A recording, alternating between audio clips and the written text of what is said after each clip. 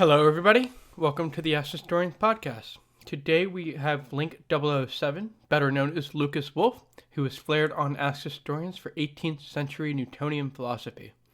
This is an interesting and in-depth episode because it talks about a couple of fields that do not get a lot of interest: history of philosophy and history of science. In this episode, Lukas describes how the early scientists dealt with the questions of where God was in the research they were doing, and how creationism plays into early scientific arguments. We also cover Robert Boyle, David Hume, and the Royal Society, which was the first scientific organization, and many more interesting people. I hope you all enjoy this episode, and please support us on Patreon as it helps to get these guests here and to support the hosting costs of the podcast. Without further ado,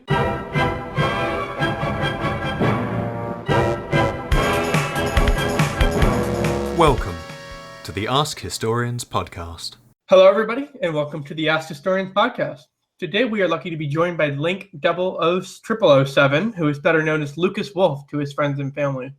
He's flared on Ask Historians for 18th century Newtonian philosophy, and in real life is a PhD candidate at the University of Groningen, and is here today to talk to us about how science was used in conjunction with theology, especially focusing on how creationism got started. First thing first, welcome to the Ask Historian podcast. Thanks. So let's start where we usually start. What got you interested in this field?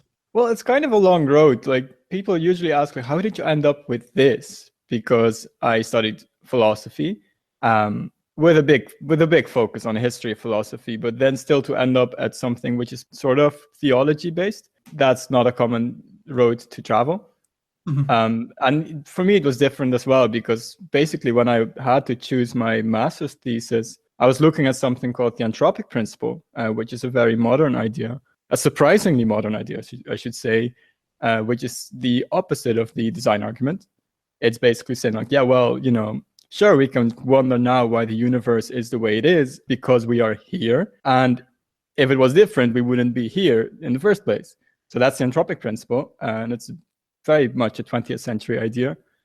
And then I went looking like, surely that cannot be 20th century. Surely it's so simple. People must have thought of this before. And then I went looking, and then I got sidetracked. So that's my story. I guess it's the typical story of historians where you get sidetracked by something you didn't think would be interesting. And then it turns out to be very interesting. And for me, that was the early 18th century, where Newtonianism wasn't just a physical science, but also something people did in theology.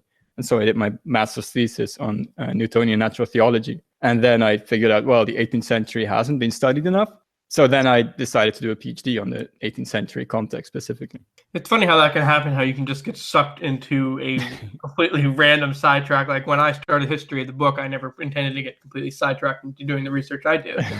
Yeah, I mean, I guess you've had similar questions, similar looks. So people are like, why did you choose this? Right? Oh, I chose my field because you have to do something, at least in America, I'm sure over there too, you have to do something unique that hasn't been done for a master's thesis. Mm-hmm. And I'm interested in censorship and history of the book. And of course, theological censorship and political censorship have been done to death. But as far as sex censorship goes, it's such a new field, and there's only a few thinkers in it right now. It's growing, but it just really got started probably in the early 2000s. Right, yeah. Yeah, that makes sense. I guess my thing has been like not done to that, but it's people have studied religion, of course. Why did you start with studying religion? Well, I mean, you cannot get around it unless you try, and people have tried very hard to get around it in the 18th century. But for me, it was really like, because you have this narrative, you have this big narrative of science versus religion and the scientific revolution and David Hume. You have all these things floating around, and then you start actually looking at it in your master phase, where basically you get confronted with the fact that the entire narrative is different from what you see in the books. So for me, then it was quite a shock to see that, when I thought of Newton, even though I had a pretty good education and pretty good understanding of religious context of scientific revolution, I was still shocked to see the theology present in Newton. So yeah, for me, that was a sign that I should take all these things very seriously, and that maybe when you cannot distinguish science from theology, from philosophy anymore, then basically you just have to take them all as one package. Yeah, you cannot say, well, I'm going to do the philosophy of these people. You have to say, well, I'll take them all and I'll see what I can make of it. That makes a lot of sense. This is perhaps like a little bit of a side question, but speaking of Newton, someone told me once that he spent most of his time of his writing on theology and not science. Is that accurate? Well, definitely with alchemy. Robert Boyle was also a big scientist at the time. From him, I know for sure that he spent most of the time on theology. He has his alchemy and he has his theology. To be honest, his alchemy I still don't understand, and his theology, it's all very obscure, and it's only being discovered right now, so it's very difficult to see actually how everything was interwoven. Yeah, so for Robert Boyle I know for sure, and for Newton it wouldn't surprise me the least to see that he was very interested in theology. But for Robert Boyle it's actually still his legacy, while for Newton, like, theology was not his legacy, because a lot of stuff was hidden. After Newton's death, a lot of stuff which he had written was put in a box and only opened in the 20th century. So only now are we beginning to see who Newton actually was. Yeah. So that kind of brings us to the questions. Like, let's start at the beginning. What you research is largely history of philosophy, history of science, but what does that mean? Like, regular history a lot of the time focuses on diplomats arguing back and forth, or what sort of tank was used in World War II. What makes your field of history or your field of research different than that sort of history? Well, this is a really fascinating question, because basically, you only have your own perspective on what history is. Mm-hmm. I studied philosophy, I am a philosopher in that sense, and I really don't have like very good. I didn't follow courses at the history department. I don't talk to people from the history department, so it's a bit difficult to sometimes see what is a regular historian. Is there such a thing? But that in the first place, because obviously someone who studies what tank was used in Second World War is different from somebody who studies whatever other topic. Like, what you study is not which tank was used or which sex toy was used or whatever, but also more subtle things which have to do with what was the intellectual content of this and that thought. So yeah, first of all, it's a problematic idea to talk about history versus some other part of history. But then basically you're left with what I guess is an institutional division, where I am within philosophy. I am within the philosophy faculty. I studied as a philosopher. I talked to philosophers. My supervisor is a philosopher, and I published in basically philosophy journals. In the city I'm in right now, I really, honestly, I've been here for almost a year now, and I don't know where the history department is. I haven't talked to them yet. I have no clue. They must be close by, but I never, like, I've met one or two, but they came to the philosophy department, and I'm not exactly happy with that. So I'll try to do something about it in the future. But it's very telling to see that I am studying history of philosophy from within the philosophy department. While someone who studies military history is not doing it from the battlefield. True. Like that, and that reflects itself in what you study and how you do it. As philosophers, I guess we generally think that philosophy is one big conversation, which is still ongoing. We've been talking about something for 2,000 years, and it doesn't matter if you dig up Aristotle or David Hume or whoever from the 20th century. It's all just philosophy. It's not old. It's not dead, like some languages might be. It's still ongoing. And I guess that's different from normal history, where you basically, the Second World War is over. We might still talk about something which still has an influence, but generally I think we agree that it is the past. Well, with philosophy, we might not agree on whether Aristotle is the past. We can still go to Aristotle, read something of his works, and then transport it back into the present and talk about it as if it was just said yesterday. And I've always found that very, very interesting. And I think it really does change the methodology of how you do history. So what would you say the objective or the aim of the history of philosophy would be? Well, I guess philosophy. And that's the weird thing. Because you're in a philosophy department, you sort of value what you do as philosophy. So you study yourself and you study your dead colleagues, basically. And then, instead of just reflecting on the past, you're basically doing philosophy.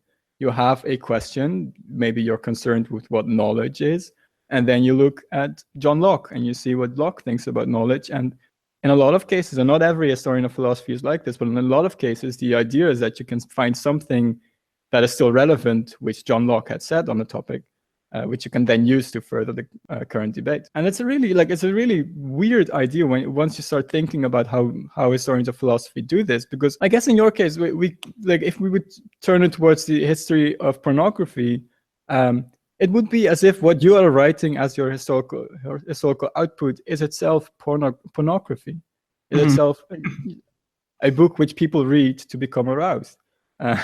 Which I'm not sure if they do, but somehow it would surprise me if that was in your intention in writing history of pornography. Or as if you were embedded on a porn set and your colleagues were asking you, go back to the 18th century and dig us up the best, most filthiest pornographic scenes you can find so we can use them in our current films. That would be that's basically what we are doing. And it's very weird once you start putting that into perspective for other historical fields. I'll certainly tell you, I'm not getting paid like a porn star, unfortunately. Well, yeah, I don't know what they get paid, but more than I'm making, whatever it is, I'm sure. Yeah, but you hope that. So to get to the topic of this podcast in general, creationism and how creationism developed in the United States, and I'm sure not so much in other countries, more civilized countries perhaps, creationism tends to be a very charged political issue. Can you define what it means to you and how it got started in a sense? Well, creationism it's basically a very modern term. And these terms keep shifting. In every century, you have a different term for the same thing. But I like the term itself because it's a term people are familiar with, and basically it covers quite well what I study. It's very weird that it's an anachronistic term, but then you're like, yeah, but it does very well describe what I'm dealing with. Well, the more technically correct terminology is natural theology or physical theology, but natural theology is sometimes doesn't really fit what I'm looking at because it's a very broad term and a very old one. And physical theology is one of those things which does fit, but nobody knows what it means. So then, I use creationism, and I'm sure it's very different in some senses now versus in the 18th century, because now it is very much an anti-science, anti-intellectual, political power dynamics thing in the US. Yeah, even in the Netherlands, when you talk about creationism, people think about the creationist debates with Richard Dawkins in the US. So you always have to be careful and say well, it wasn't like that in the 18th century. Keep out, those connotations, but keep the basic gist of it. I guess basically the term that was used most in the 17th and 18th century, which you don't see now anymore, but which people might still want to use, is what is called godless materialism, where you have a world which is completely material without the need for any God in it. And so, we can account for everything in the natural world without any recourse to God whatsoever. So that I think what is shared by creationists across time, where they are afraid of those people who say that you don't need God to explain the world. And then they say well, but what about X and Y? What about the human eye? Isn't that the most beautiful thing ever? That must have been made by God. And the argument of the eye is basically, you see that from the ancients to the moderns, you see it everywhere.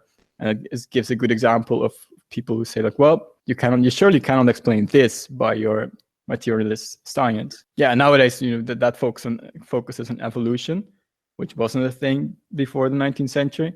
So you might think that the history of the creation of the eye is a typically evolutionary thing, where people say, well, evolution cannot explain that. But before that, people had the exact same arguments against the Epicureans, against whoever else might think they can explain how the eye got created.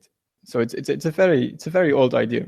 So what would you say is shared between 1700 creationism and 21st century creationism? Well, the form of the argument, the argument from design, that's basically what I think is shared in there in what they say. So the idea is that if you look at the world, you cannot account for all these phenomena by just godless materialism, by just mechanisms. You cannot explain how the eye got formed without having some intelligent creator who was there to, either do this directly, to make the actual object, or at least to implant some motion or some grand design into the universe to make it possible. The typical example is nowadays you can get a combination of parts of a watch and shake it vigorously in a jar, and you can do this however long you want, but you will never get a complete working watch. It will never, chance will not give you a complete watch. These parts have to be put together by design.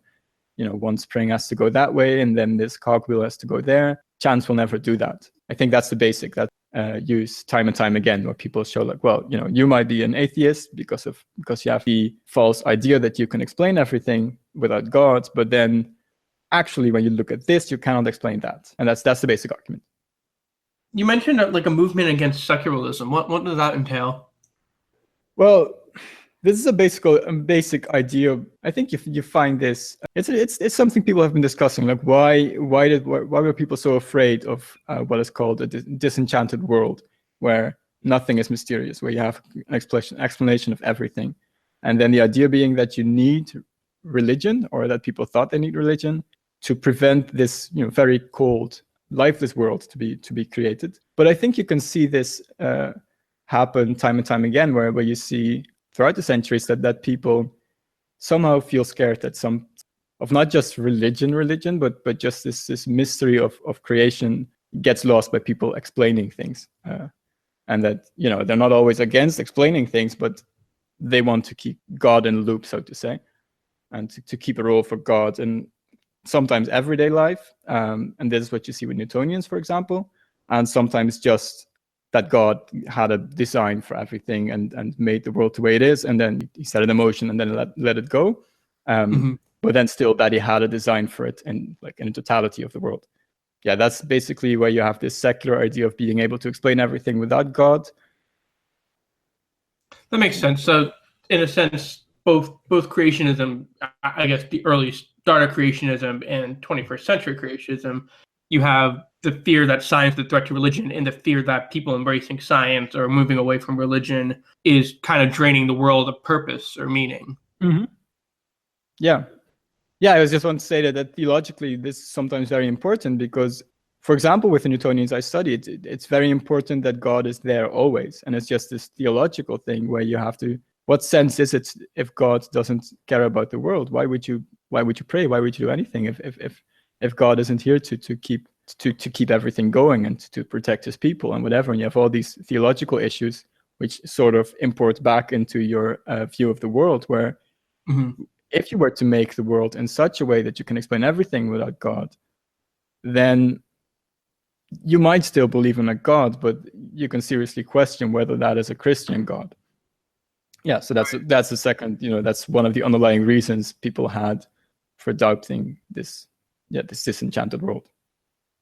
Right, that makes sense. People want to make sure there is purpose, and without God, there is no purpose in that world. Mm-hmm. Yeah.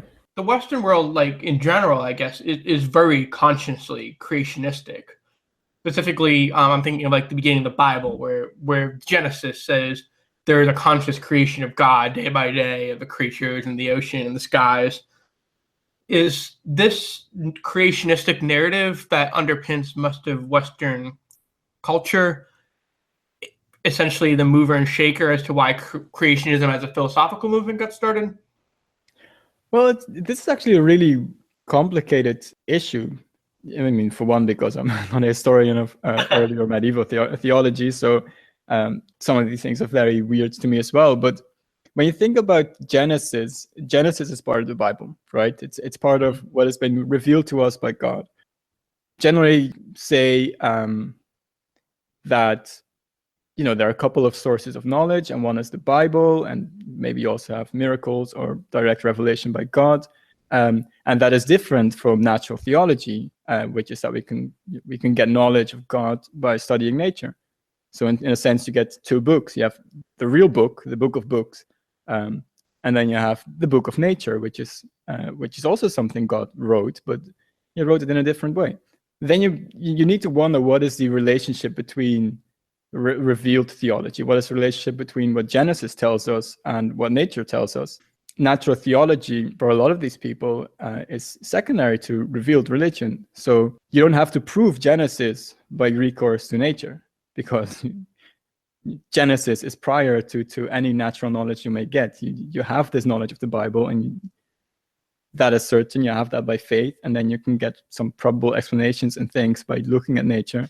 But in a sense, Genesis is somewhat separated from what natural theology tries to do. So it isn't that people had Genesis and then wanted to prove that Genesis is true, which might be something we may be doing that now in creationism. When you think about it, that might be more what people are doing now. And I guess the theologians who are doing creationism right now have a very different conception of what they need to do with the Bible and with Genesis. But especially in early Christianity, I don't think that people were happy about using reason to support the Bible or to prove the Bible, because in some sense faith had to be prior to reason. You accept revelation by faith, and you don't really need further evidence for that. And creationism couldn't provide much more evidence because it's less certain than faith. There's two books, like you said, there's the Book of Nature and the Book of the Bible. And the book of the Bible comes first for the thinkers of the 17th century. They don't really even necessarily care or are trying to, they're not necessarily trying to prove Genesis in the Bible. They're trying to prove or research the Book of Nature. This is not in the 17th century, right? This is in early Christianity. So in the 17th century, I think the gist of it is still true, but in early Christianity, I think this attitude was much more common. Hmm. And I guess I think I have a quote somewhere by Augustine. Yeah, so when you see what Augustine says when he's talking about whether we need to study nature as Christians, and he says, when it is asked what we ought to believe in matters of religion, the answer is not to be sought in the exploration of the nature of things, after the manner of those whom the Greeks called physicists, nor should we be dismayed if Christians are ignorant about the properties and the number of basic elements of nature, and the myriad of other things which these physicists have come to understand or think they have understood. But for the Christian, it is enough to believe that the cause of all created things is nothing other than the goodness of the Creator. So he's basically saying, we don't have to care about any of these things because we have the certainty of faith. We do not need to prove revelation. And I guess this changes somewhere in the Middle Ages. I don't know exactly where, but I guess when Aristotle gets reintroduced, you see with Thomas Aquinas, he has this, what is called, 5 ways of demonstrating the existence of God. And most are quite traditional, but then, and they're based on, they're more reasonable than just faith, of course. But then his 5th way, which is quite famous, is the argument from design. So there you see it popping up again. There you see that Thomas Aquinas takes up Aristotle and quite impressed by the heathen philosophers. And then you see with him that he gives an argument from design, or basically he gives the form of the argument from design. He doesn't give a lot of examples of it, but with him you do show that the argument from design pops up, and that he tries to show that God exists by looking at nature. But yeah, concretely, he's not trying to prove Genesis. He's picking up on something else, which is that you can prove the existence of God by looking at nature. Okay, that makes sense. One, I don't know if you can necessarily answer this, but what was the influence of, I guess, pagan and Greek philosophers? This would have been about 1500, right, when the Greek and pagan philosophers, Aristotle, Plato, and so on, were reintroduced and translated. What was the influence of those? So with Thomas Aquinas, you get Aristotle back. Basically, that's the idea that around the 13th century, you get Aristotle back, and then you do see that people are different again, where you see that theology is changing, and that they're becoming, or that philosophy is changing, and then that they're seeing more value for reason, and they see the reason as much stronger than people might previously have assumed.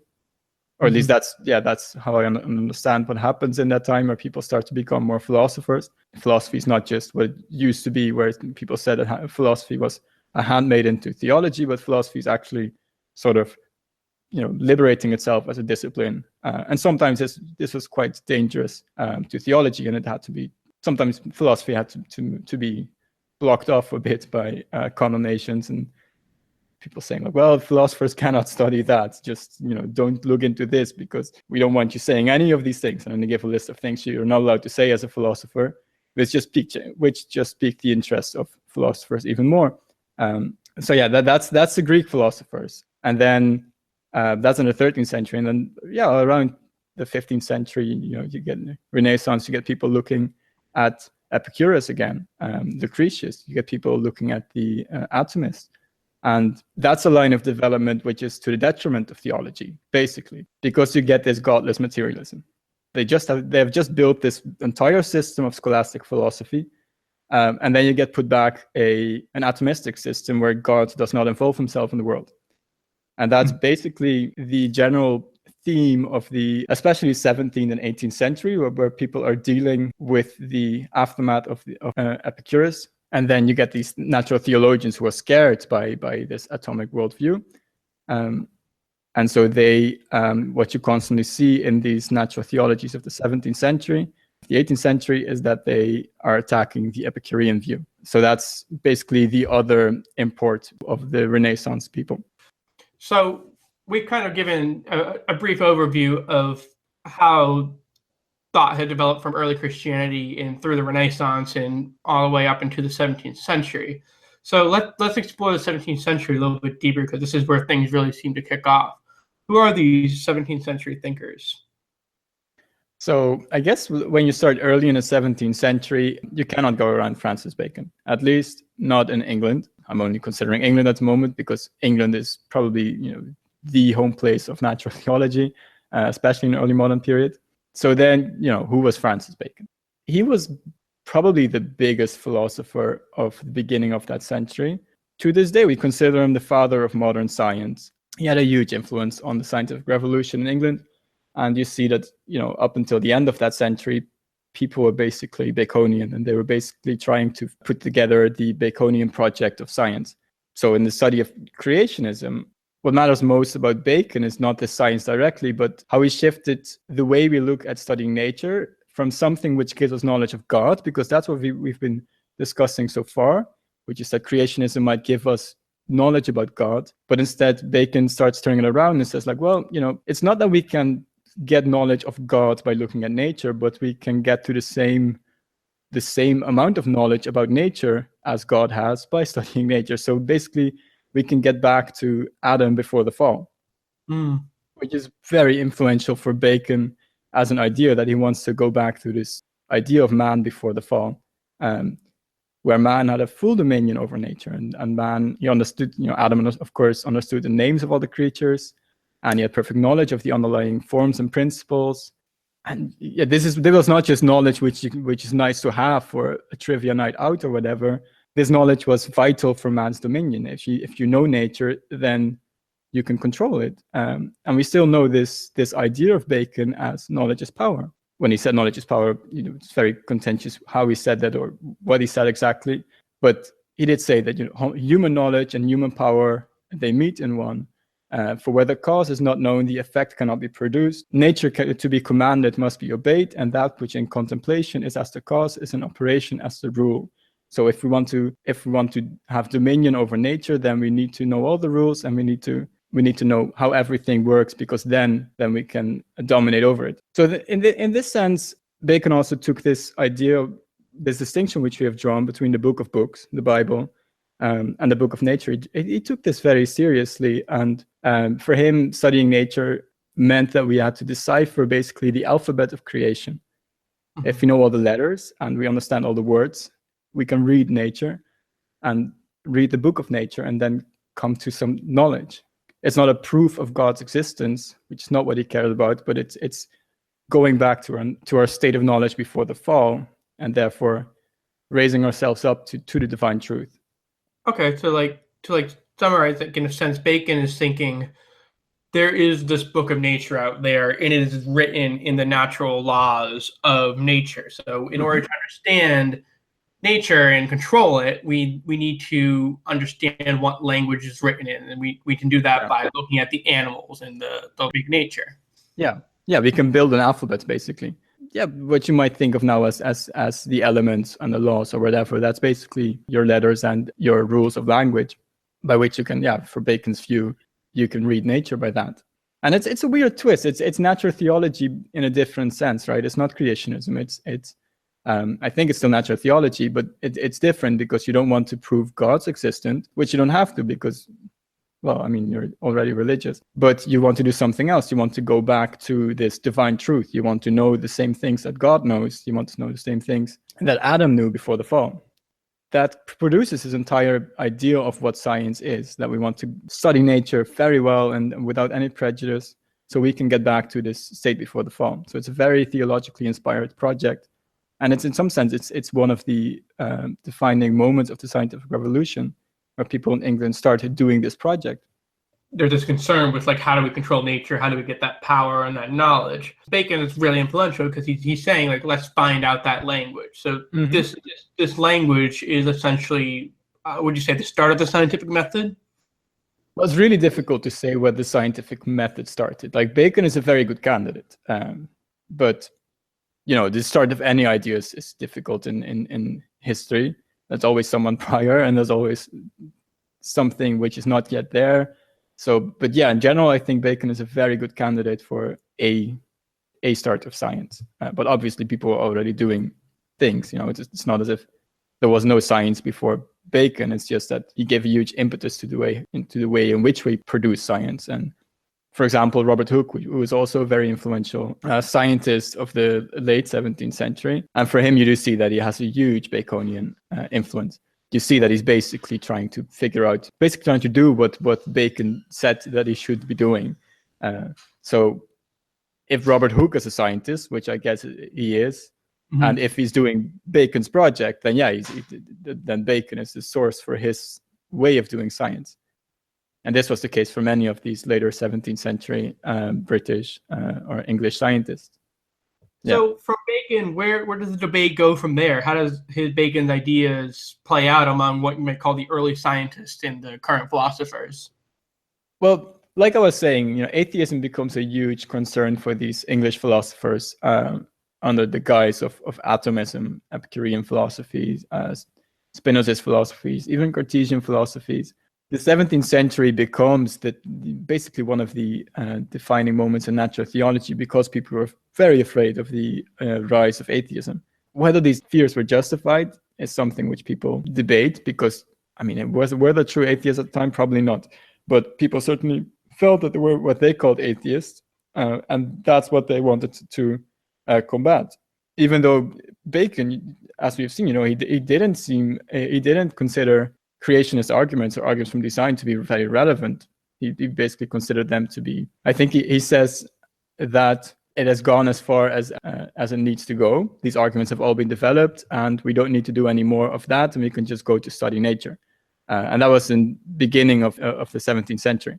So then throughout the 17th century, people, of course, they were Baconian. A lot of them were Baconian, but they were like, no, but we need to go back to creationism because we're not done. We still need to study final cause. We still need to study design arguments because we need to combat atheism. It's an important project for England as a state, and it's an important project philosophy that we need to go back to creationism to basically show that this godless materialism cannot work. I think the first book where you seriously start seeing design arguments is Henry More's An Antidote Against Atheism, which is from 1653.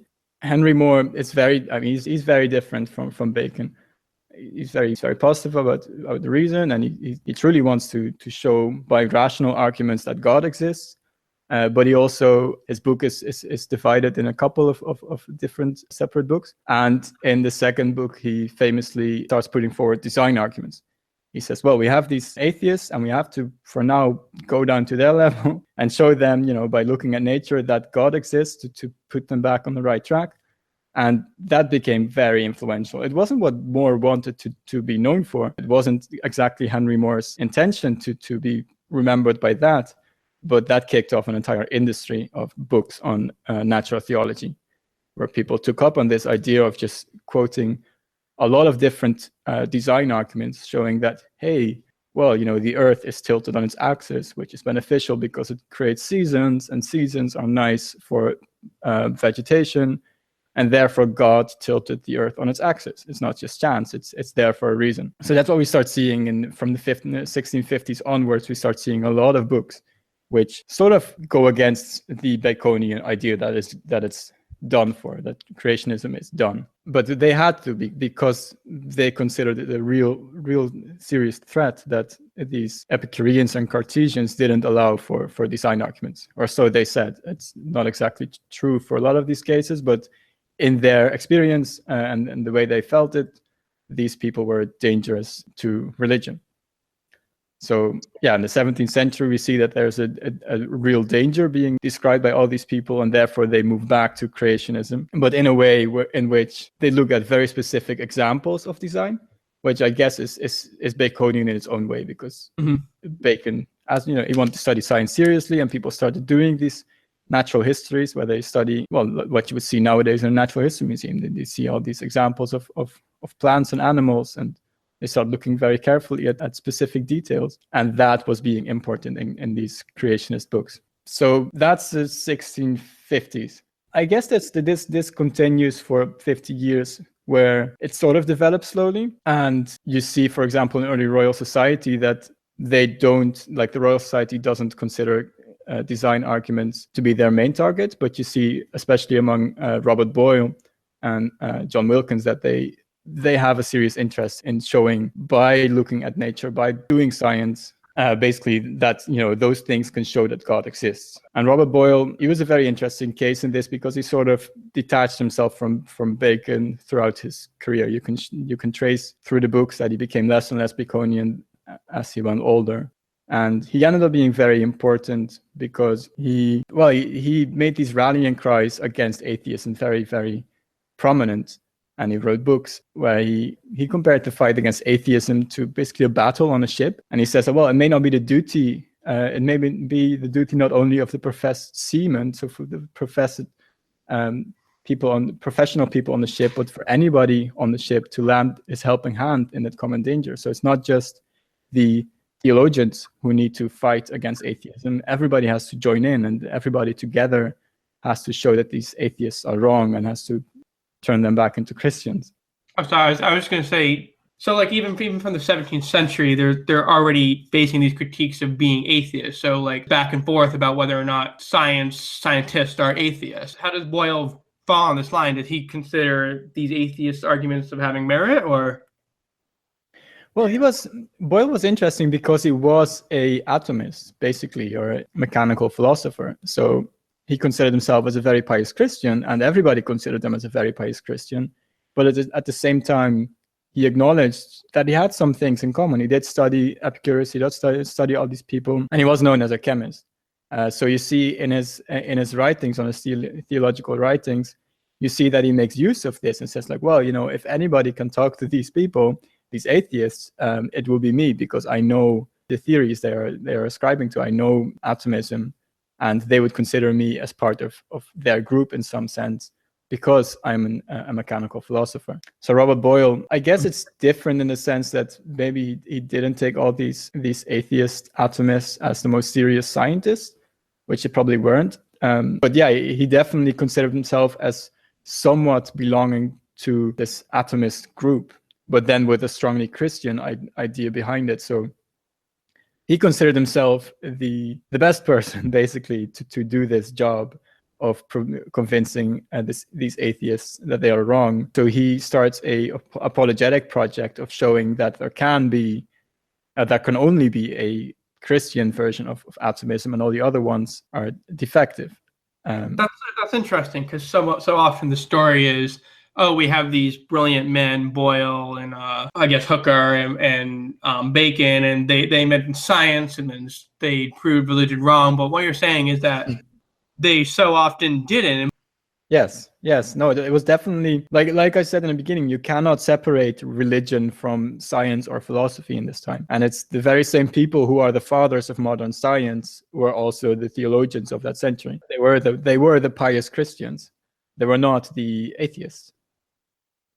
What sort of political developments were allowing this? Like, I know before the Restoration in England, these would have been very contentious points of view. But after the Restoration, was there a shift in political developments and political philosophy that allowed these things to develop?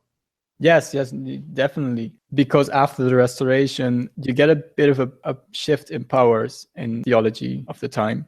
So you see that instead of the High Church, you get the Low Church. Tories, you get the Whigs, and things start changing. And the people like John Wilkins and Robert Boyle and this entire line of these natural theologians, they are from what is commonly denoted as the Low Church. So, and they are specifically what is called a latitudinarian view, which wasn't a positive name for a long time, but I guess eventually people started liking it. But latitudinarianism means that you're tolerant to different sects of Christianity. So you acknowledge that there can be different ways of looking at Christian doctrines, And yeah, often they denounced certain Christian doctrines themselves, but they allowed this latitude. They allowed this breadth of different Christian opinions, but then they were very adamant in showing that atheism cannot be tolerated, basically, where you have to show that cannot be the case.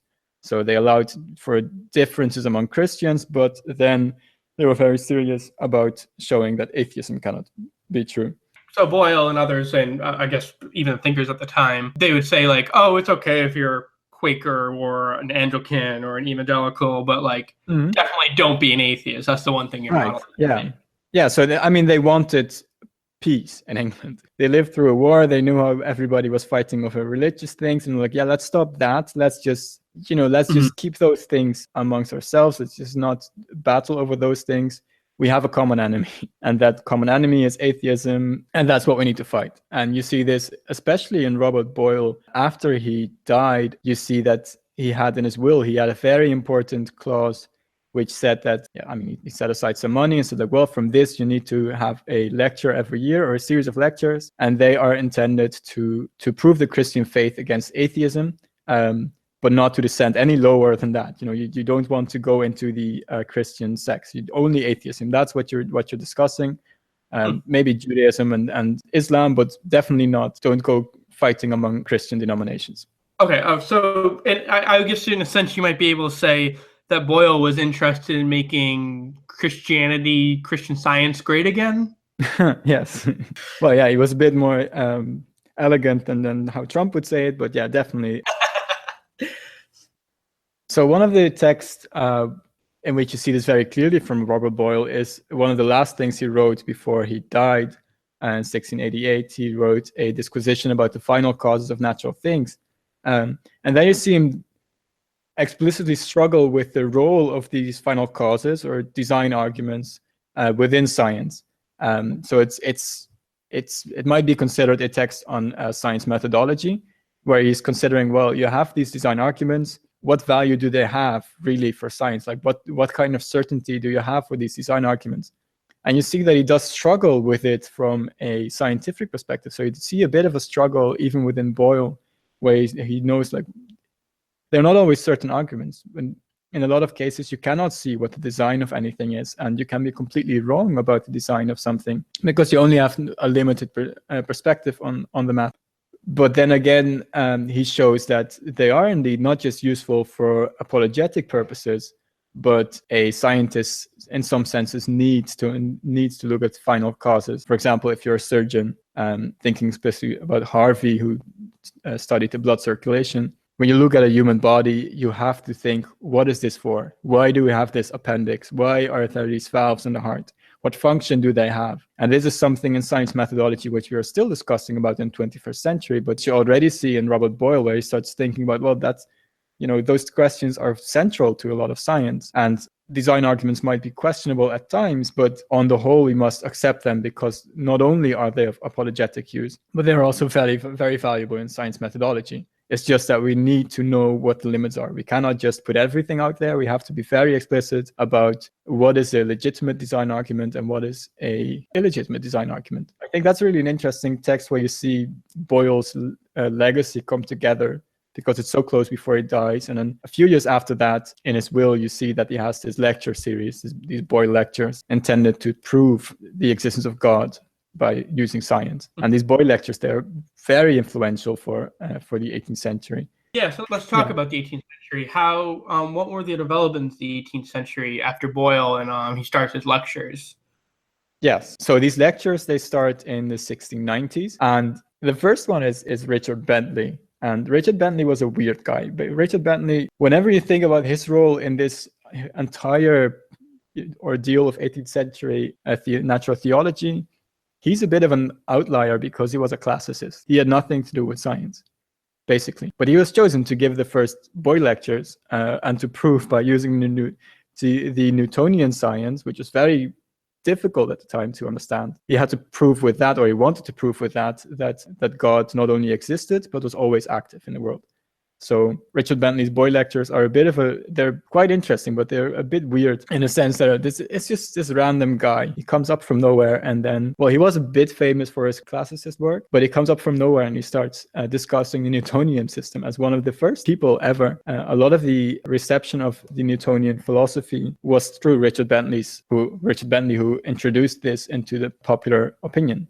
So as a popular scientist, he brought Newton into the popular discourse. So that's in the 1690s, and that's basically the starting point of what's called Newtonian natural theology. This is where you see that people start showing, and the idea is the following, and it's quite simple to understand. In the Newtonian system, gravity cannot be the cause of some material mechanistic effect. It cannot be caused by what Descartes thought vortices, with these swirls of matter which push things around.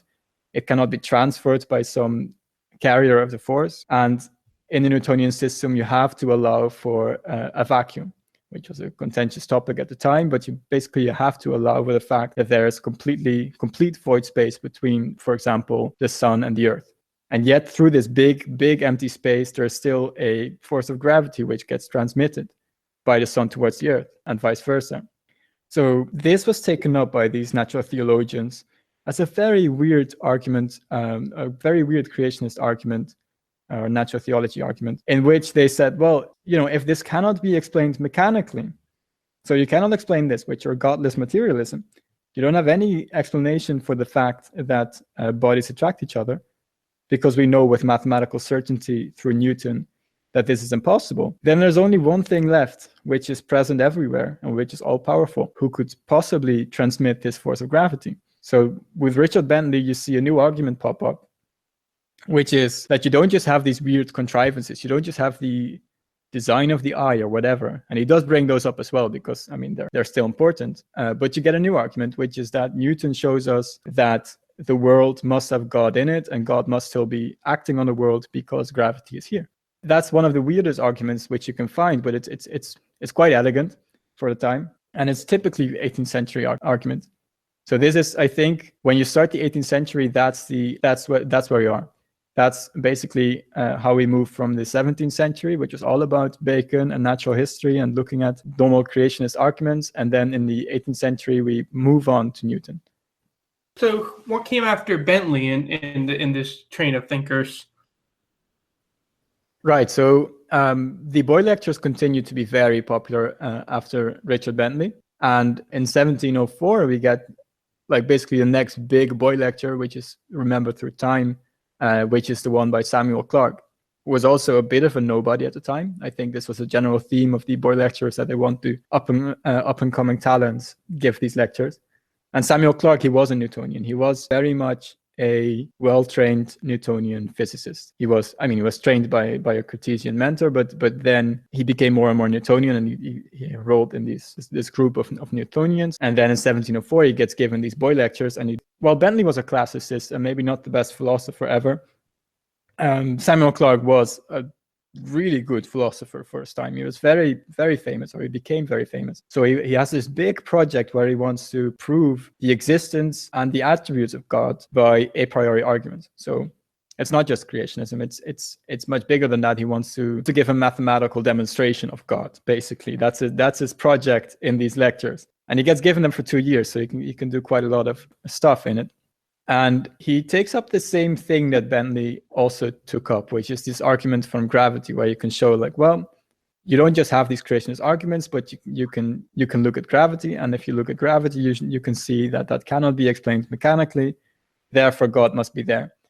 And this has a curious place in his system of philosophy, because this defines Clarke's system, but it's only supposed to take up a small amount of what he did. Right, his entire project was an a priori argument, which is demonstrating by reason alone that God exists. And then at some points he says, well, we cannot do it easily just by reason. So then he has recourse to these design arguments. And of course, he also uses the same creationist arguments, but he gets defined by the fact that he uses Newtonian physics to demonstrate God's presence in the world. And later on, these are his Boyle lectures. This is 1704. And a bit later on, he starts discussing with a deist, which is Collins, who was these deist clans are basically atheists, but not quite. Atheists are always a bit tricky to define, but these people, of course, didn't call themselves atheists. Right. People wouldn't usually call themselves atheists. They called themselves free thinkers, usually. People who weren't constrained by revelation, and people who thought they could do without all these religious ideas. They still had a God. This is somewhat important to understand, that they still usually believed in a God. It's just that their God was very limited. It was just a Epicurean God, which is somewhere in the world, but doesn't care. Well, yeah, he doesn't care about the world anymore.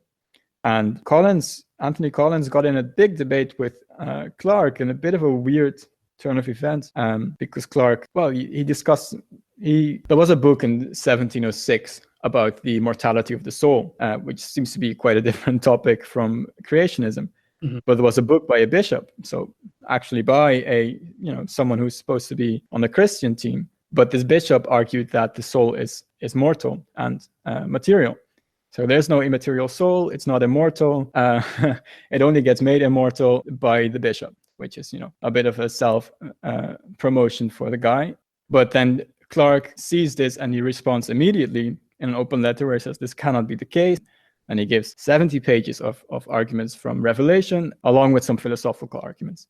And then Anthony Collins, who's not supposed to be on the bishop's team, you would think, picks up the defense. He picks up the side of the bishop and he says, well, let's have a philosophical debate about that. And this is generally known as the Clarke-Collins correspondence. And here you see these themes taken up again, where you see basically that you have a debate which is sort of about atheism, and it's in a more explicit form, like the enemy has been identified now. So we're no longer just talking to some anonymous atheist. We have actual debates with what people like Clarke would consider the atheist. So it's really interesting to see how these debates unfold. And once more, you see that, of course, they start debating the mortality of the soul, which follows all the same patterns which they have been discussing before, namely that it cannot be just material, while Collins would say it's just material, and thought is just a power of matter, and you don't need a soul, you don't need God, you don't need any of these things to explain that. And Clarke shows like, well, you need God because of gravity, you need God because of this, you need God because of that. So we now have a bit of a crisis in the beginning of first decades of the 18th century, where the threat of atheism becomes a bit more pronounced, because these deists, they start coming up in public. They become famous themselves. This threat of atheism turns into a debate between people like Samuel Clarke, and it was mostly Samuel Clarke at the time because he was the biggest philosopher of those decades, and the deist threat. So that's these forming decades of the 18th century, and this is a defining theme when you move through the decades, that there is a bit of a skepticism coming up against projects like those of Samuel Clarke. These are these very, very ambitious projects like Clarke, who wants to prove God, completely mathematically certain by a priori arguments. And these people like Collins were saying, well, you're not really doing a good job. And Anthony Collins, at one point, he says that nobody doubted religion before the Boyle lectures. Everybody just took it for granted, right? It's just an article of faith.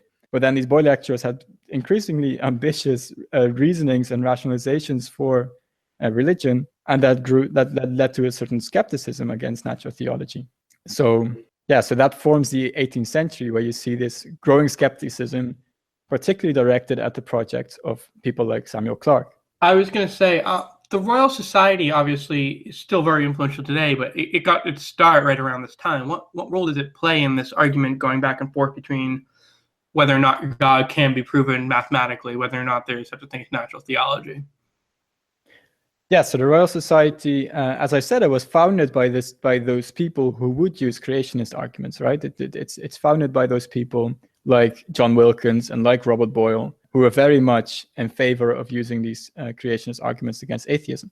And then the skepticism of the 18th century, it spreads quite rapidly. And you see that explicitly in the 1740s, where you get a new president of the Royal Society, Martin Folkes, where the Royal Society begin, at least from what we've heard, from what we can hear from these Newtonians, it becomes a bit of an infidel system, as William Stukeley says, where the Royal Society laughs and mocks these projects like those of Samuel Clarke, and instead wants to focus just on science without doing all these religious overtones.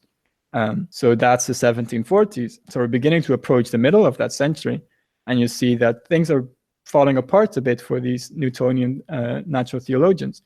They began quite strongly, in the aftermath of Robert Boyle, and then they began very ambitiously by trying to prove that science can show that God exists.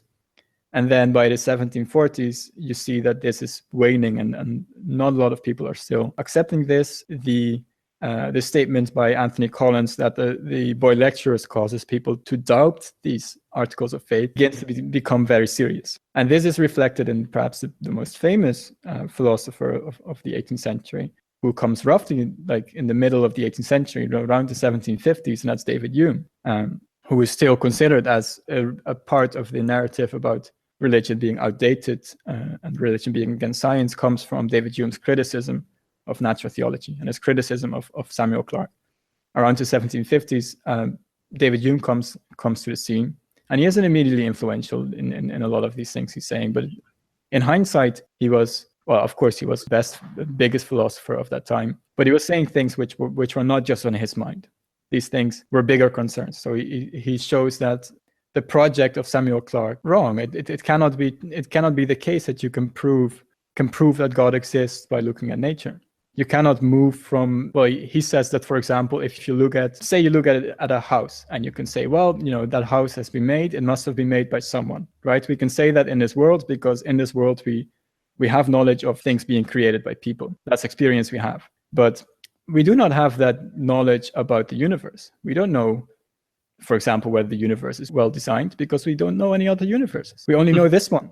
So we don't know if it was well designed. We don't know what design would even mean in this big scale, because when we make things, we just reorder stuff, right? If I make a house, I'm not producing houses. I'm just reordering stones. A house is an abstract thing which is made out of a lot of stones. And these stones I don't make. I just get them from somewhere.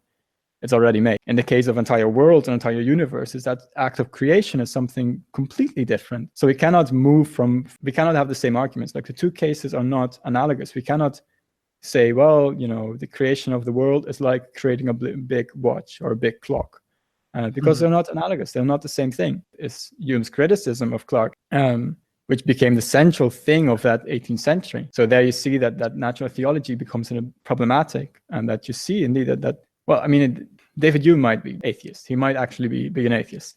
A lot of people around him probably not. Even a lot of people in the direct circles of David Hume were definitely still Christians, but they still had their doubts about what people like Samuel Clarke were doing. Where they were like, well, this is a bit too much. So this age of this big heyday of natural theology comes to an end, because in the 18th century, people start realizing, this is not something that is philosophically viable. These arguments are not correct. Okay, so we're kind of coming towards the middle of the 18th century, and we obviously have seen the criticisms of David Hume. Is there still a role of religion in science?